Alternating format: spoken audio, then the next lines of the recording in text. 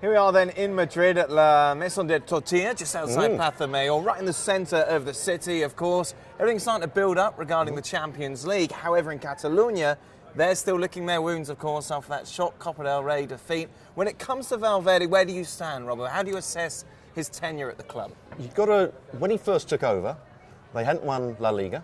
They weren't the champions of Europe at that particular time. They were losing Neymar, so everybody said it was going to be a really bad time for Barcelona.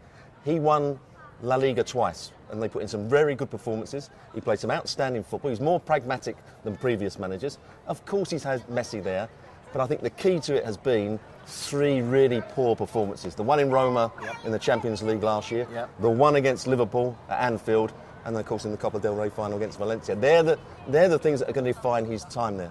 But I suppose if you were to support him, you look at that and you look at the Barcelona squad, take Messi out of it, it's pretty average. Yeah, and they haven't spent a great deal of money. Some of the players that have come to Barcelona haven't been a great success, Malcolm being one of them. I think he took a big punt on Vidal because Vidal's a very ordinary player these days. He hasn't got the athleticism that he once had. Coutinho hasn't really been a success for him either. But I would say in winning La Liga twice, he's done a pretty good job. Obviously, there's a lot of talk about Roberto Martinez. Where do you stand on his coaching credentials? He's done a very good job with Belgium. You have to say that. There were people that were moaning about him at the start. Some of the players saying the tactics weren't right. They didn't get the best out of the main players. But I think at the World Cup he showed that he could coach very good players. They became the world's #1 under Roberto Martinez. He did, I thought, an excellent job at Wigan, likewise at Swansea. His time at Everton, I think the mistake he made at Everton was by saying he's going to make them a top 4 club. Everton were never going to be a top 4 club, so he's always going to fall on his sword there.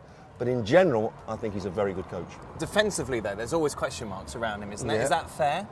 Yes. I mean, you wouldn't say that against the Belgium side, mainly because, I mean, he wants his team to press the ball high up the field, so he wants to defend well in those areas. There's still a question mark over the back 4. Does he know when they should squeeze up, when they should drop off?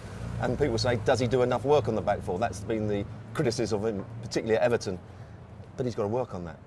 If you look at the, if they were talking about anybody, Roberto Martinez would be up there near the top.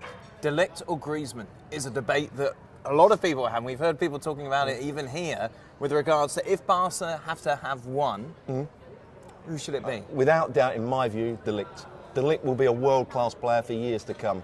Griezmann, I'm not so sure. I think he flits in and out of games. He's a very good player, of course he is.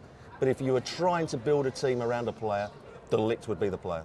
Of course, a lot more from us throughout the days as we'll be counting down to the start of the Champions League final between Liverpool and Spurs. But for a lot more news on what's going on in Barcelona, keep it here on ESPNFC.com.